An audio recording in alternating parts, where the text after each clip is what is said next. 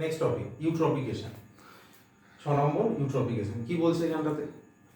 ইউট্রপিকেশন হচ্ছে এক ধরনের পলিউশন প্রবলেম। অ্যাকচুয়ালি এটা হচ্ছে ওয়াটার পলিউশন। তো গল্প আছে এর পেছনে কিছু।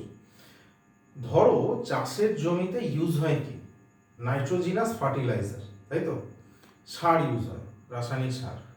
এবার রাসায়নিক সার যখন চাষের জমিতে ইউজ হচ্ছে, রাসায়নিক সারের মধ্যে কি কি জিনিস থাকে এটা আমি পড়াবো ফার্টিলাইজারের মধ্যে। ওর মধ্যে থাকে এনপিকে, নাইট্রোজেন, ফসফরাস আর পটাশিয়াম। এই তিনটে জিনিস কোনো রাসায়নিক সারের মধ্যে থাকে। এবার সেই রাসায়নিক সার চাষের জমিতে পড়ছে।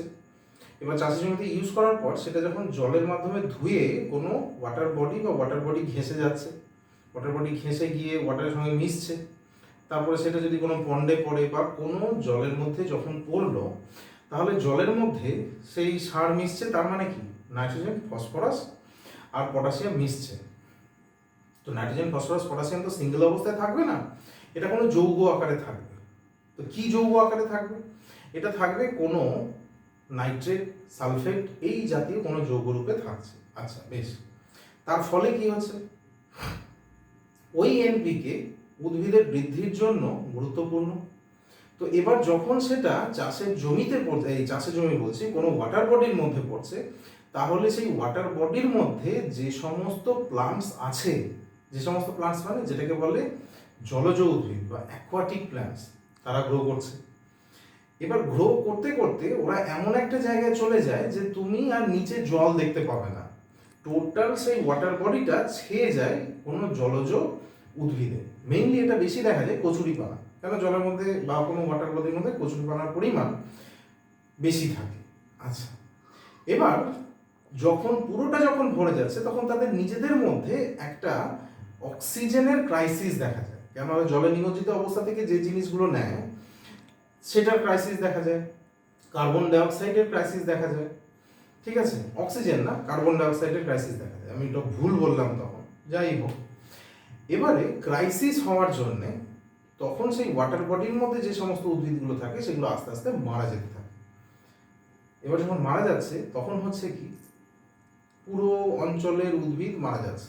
উদ্ভিদ যখন মারা যাচ্ছে, আস্তে আস্তে জলের পরিমাণ কমছে, তার নিচের তলাতে যে সমস্ত জলজ প্রাণী আছে, যেমন মাছ যেগুলো, সেগুলোও আস্তে আস্তে মরতে থাকে।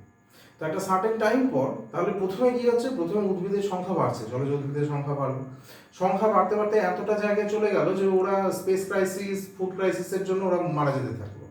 ওরা যখন মারা যাচ্ছে তখন তার সঙ্গে সঙ্গে জলজ প্রাণীগুলোও মারা যাচ্ছে। দিয়ে মোটামুটি একটা সার্টেন টাইম ডিউরেশনের পর, মোটামুটি 2 মাস হতে পারে, এবার ওটা স্পেসের উপর ডিপেন্ড করছে কতক্ষণ টাইম লাগবে, সেখানে তুমি আর জল দেখতে পাবে না। মৃত গলিত উদ্ভিদ, তারপর প্রাণী যে সমস্ত আছে, সমস্ত কিছু একসঙ্গে মরে গিয়ে গলে পচে একটা ব্যাড স্মেল সেখান থেকে পাওয়া যায়, কারণ সেখান থেকে মিথেন ডিসচার্জ হয়। বেশ, তারপরে কি হচ্ছে, আরও সার্টেন টাইম ডিউরেশন পর তুমি যখন সেখানে দেখবে, তখন তুমি ওখানে দেখতে পাবে কি, ওই মৃত গলিত যে সমস্ত জিনিস ছিল সেগুলো মাটির সঙ্গে মিশে গেছে। সেটা হিউমস জাতীয় কিছু জিনিস তৈরি করে, হিউমস বা হিউমাস, যেটা অত্যন্ত উর্বর, তাই তো। এটা আমি ফার্টিলাইজারে আরও ভালো করে পড়াবো। এবার তাহলে হচ্ছে কি, কোনো একটা ওয়াটার বডি থেকে পুরোপুরিভাবে একটা শুকনো ভূমি তৈরি হলো, ল্যান্ড তৈরি হলো, তাই তো। এবার সেখানে আবার ন্যাচারাল ভেজিটেশন দেখা যায়। ন্যাচারাল ভেজিটেশন বলতে সাধারণ বনভূমি সেখানে দেখা যায়। তাহলে কি, একটা ওয়াটার বডি ছিল, সেই ওয়াটার বডিটা আস্তে আস্তে কনভার্ট হচ্ছে ন্যাচারাল ভেজিটেশন যুক্ত কোনো একটা এরিয়াতে। এই যে টোটাল সাইকেলটা, এই টোটাল সাইকেলটাই হচ্ছে ইউট্রপিকেশন। তো ম্যাক্সিমাম পরীক্ষাতে বা ম্যাক্সিমাম জায়গাতে এই কোশ্চেনটা প্রায়ই দেখা যায় যে ইউট্রপিকেশনটা অ্যাকচুয়ালি কি। ইউট্রপিকেশন হচ্ছে ওয়াটার পলিউশন। এবার দেখো এখানটাতে কি বলছে, it is the ecosystem response to the addition of artificial or natural substance. Artificial বা ন্যাচারাল সাবস্ট্যান্স অ্যাডিশন হচ্ছে কীরকম, such as nitrates and phosphate, nitrate এবং ফসফেট থ্রু ফার্টিলাইজার্স।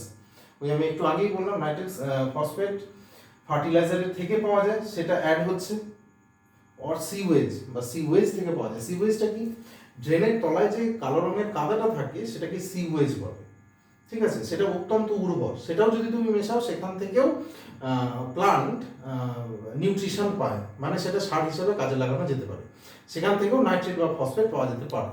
আচ্ছা, to an aquatic ecosystem, aquatic system, তখন aquatic সিস্টেমে এই নাইট্রেটাস ফসফেটের কারণে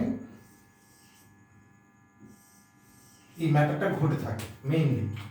ইউট্রপিকেশন also occurs when fresh water bodies, এটা ফ্রেশ ওয়াটার বডিজেও তুমি দেখতে পারো, লাইক পন্ডস, লেকস, পুল, সেটা পন্ড হতে পারে, লেক হতে পারে, পুল হতে পারে, which contain organic waste material, সেটার মধ্যে যদি অর্গ্যানিক ওয়েস্ট মেটেরিয়াল থাকে তাহলেও সেটা দেখা যায়।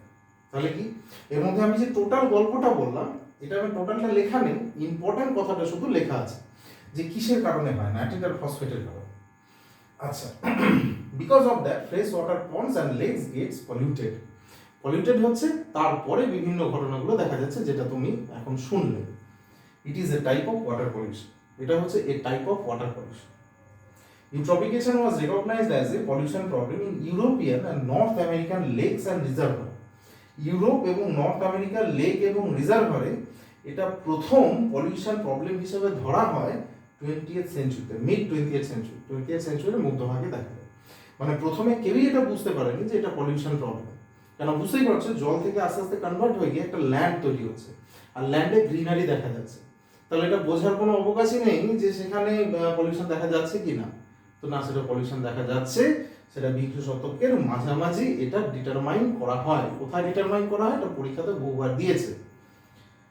সার্ভে শোড দ্যাট, তো কি কি সার্ভে এখান থেকে পাওয়া যায়, 59% লেকস ইন এশিয়া, এশিয়ার 59% লেক, ইউরোপের 53%, নর্থ আমেরিকার 48%, সাউথ আমেরিকার 41% এবং আফ্রিকার 28% লেক আর ইউট্রপিক। ঠিক আছে, এবার আমরা আসি 7 নম্বরে।